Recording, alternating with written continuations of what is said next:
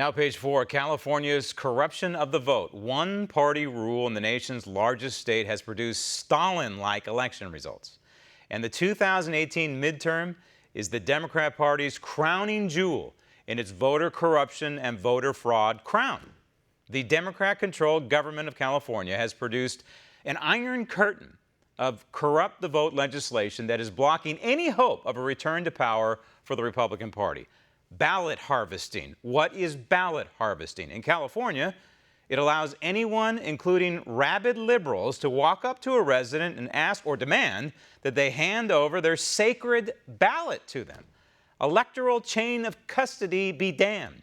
This is the surrendering of the franchise to partisan political operatives. But that is only the tip of the corrupt voter iceberg in the Golden State. Non-citizens are voting. Yes, non-U.S. citizens can vote in parts of California. Inmates and convicted felons can vote. Absentee ballots are now automatically being mailed to every voter in every county.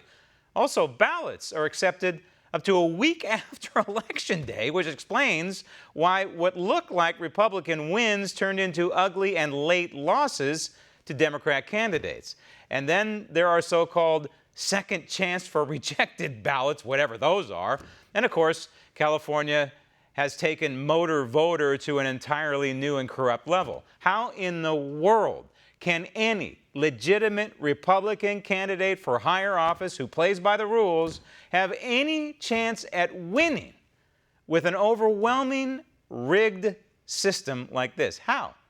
Thanks to this partisan election system, solid Republican members of Congress in California were ousted, like District 25 in Los Angeles. Representative Steve Knight is out. This radical, pro-abortion liberal Katie Hill is in. As the majority and as Democrats, we know that before anything else can happen, we have to repair the trust between people and our government. Stop the tape. Good, good. Let's start. It's a great place to start, right? So if you're going to repair trust, then you're going to reopen the Hillary Clinton email investigation. I use the word investigation in air quotes. And why the Republican leadership didn't do this, I do not know, because clearly James Comey was tainted. James Comey twisting himself into a pretzel, outlining how Hillary Clinton violated multiple federal statutes, including the Espionage Act, and then turning around and saying, even though she violated these laws, we're not going to recommend prosecution. So you're going to clean that up? You're going to return trust to the FBI, and you're going to relook at James Comey? You're going to look at the Hillary Clinton campaign and how it was aided, apparently, by a sitting president of the United States, this would be Barack Obama, and how this sitting president abused his authority and abused his power to spy and trample upon the constitutional rights of members of the Trump campaign? Is that how you're going to restore trust in government? Are you going to go after the bad actors within the fourth branch of government, most notably in the FBI and the DOJ, who showed horrible bias against then-candidate Trump and then showed horrible bias to President Trump? You're going to go after those people? Are you going to hold those people accountable? You're going to return trust to we the people by going after these people who aided Democrats? Or are you going to overlook that? Roll tape. With that as the priority, under the Democratic majority, H.R. 1 of the 116th Congress will be a bill that focuses on giving power back to people. Stop tape. Oh, good, good.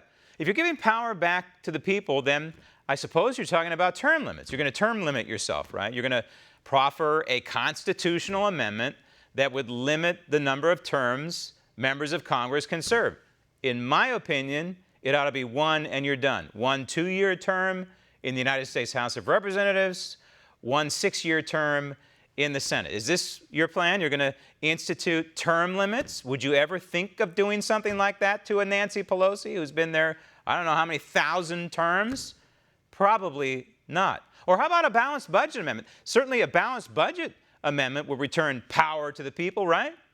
You folks in Congress would not be able to recklessly spend money that you don't have. That would return power to the people. How about a balanced budget amendment to the United States Constitution? You're talking about that, Congresswoman-elect? I don't think so. Want to see more videos like this? Click on the link below and subscribe to One American News on YouTube, and call your cable provider and kindly demand that One American News is added to your lineup. Call and subscribe today.